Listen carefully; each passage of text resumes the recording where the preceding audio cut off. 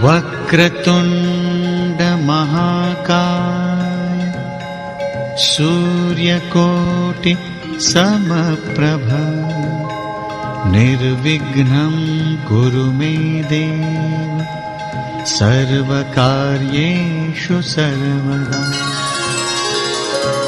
इस प्रकार से भीम के साथ हुआ, संसार में ऐसा किसी पितर के साथ ना हो। जिस प्रकार से घटोत्कच ने अपने पिता के साथ किया, आशा करते हैं संसार में किसी के साथ ऐसा दोबारा ना हो।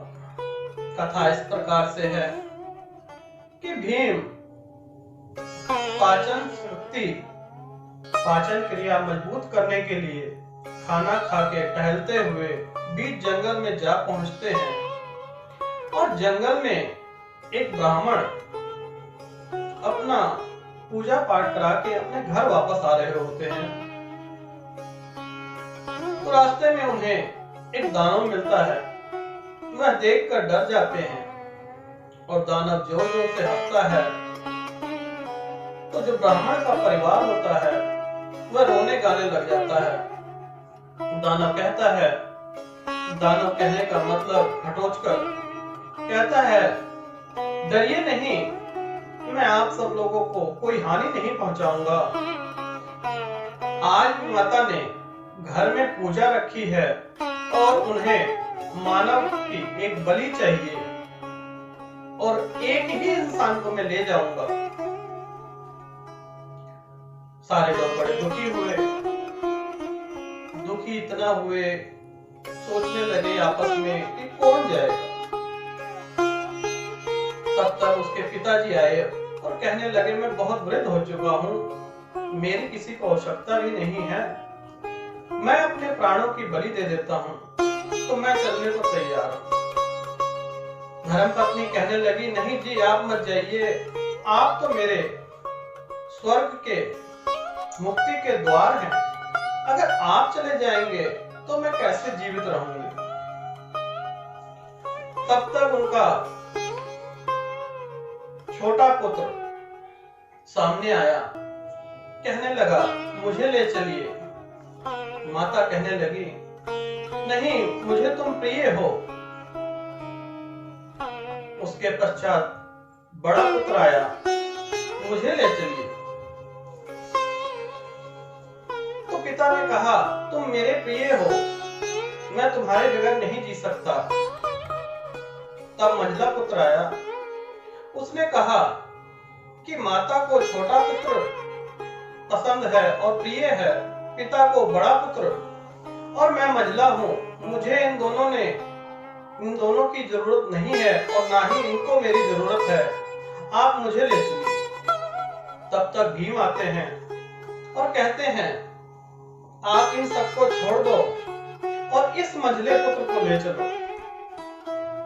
और ब्राह्मण को समझाते हैं कि आपने छोटे बड़े को संभाल लिया, मंझला भी तो आप ही के कोख से जन्म लिया है, तो आप अपने पुत्र से क्षमा मांगिए।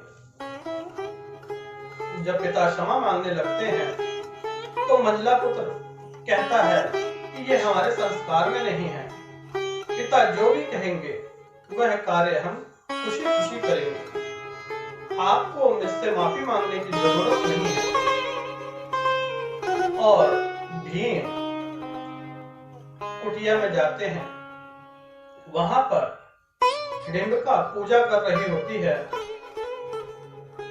पूजा खत्म होने वाली होती है। हिडिंबिका मुड़ के देखती है कि भीम आए हैं, उनको प्रणाम करती हैं और कहती हैं, प्रणाम पतिदेव। तो भीम कहते हैं, ना मैं तुम्हारा पति हूँ और ना ही इस बालक का पिता हूँ, मैं एक बलि हूँ और मुझे अर्पण कर दो, क्योंकि मुझे जब तुम लेके आए हो बलि का बकरा बना के, तो जब तक मेरी बलि नहीं दोगे तब तक यह पूजा पूर्ण नहीं होगी। हिडिंबिका कहने लगी, स्वामी ऐसा क्यों कह रहे हो? तब भीम कहते हैं, मान लो आज अगर वह ब्राह्मण इस जगह पे होते तो तुम ऐसा करती नहीं ना, तो मेरी ही बलि चढ़ाओ। कौन सी देवी कहती है कि बलि चढ़ाओगे तभी प्रसन्न होंगे? कहाँ लिखा हुआ है कि देवी को प्रसन्न करने के लिए बलि देनी पड़ती हो? हिडिंबा माफी मांगती है और कहती है, स्वामी मैं आज के बाद किसी भी मानव की बलि नहीं दूंगी। तब तक आप लोग जानते ही हैं कि छोटी अवस्था में भीम छोड़कर चले जाते हैं अपने पुत्र को, कभी गले नहीं लगा पाते। तो अपने पुत्र से अनुरोध करते हैं कि हे पुत्र, मैं तुम्हें अपने गले लगाना चाहता हूं। तो पुत्र कहता है कि पिताजी, हमारे संस्कार जो है वो पैर छूने के हैं, मैं आपके पैर छूंगा। भीम कहने लगे, नहीं पुत्र, मैं तुम्हें अपने सीने से लगाना चाहता हूं। और वो इतने लंबे चौड़े हट्टे कट्टे सीने में लगा नहीं सकते थे। तो उनके पास शक्तियां थी, घटोत्कच के पास, वह बहुत छोटा रूप धारण कर लेते हैं।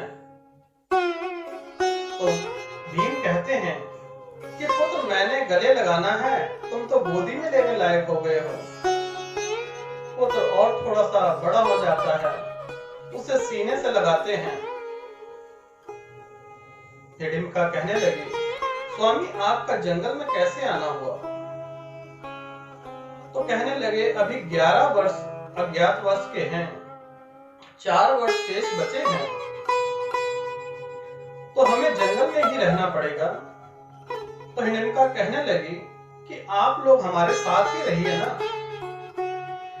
और हमारा पुत्र आपके पूरे वंश की रक्षा के लिए तैयार है। भीम कहते हैं, यह तो तीनों लोक की रक्षा कर सकता है, हमें डर इस बात का नहीं है कि सुरक्षा का, हमें डर इस बात का है कि हम आराम नहीं कर सकते। हमें अज्ञातवास मिला है, तो हमें जंगल जंगल भटकना है।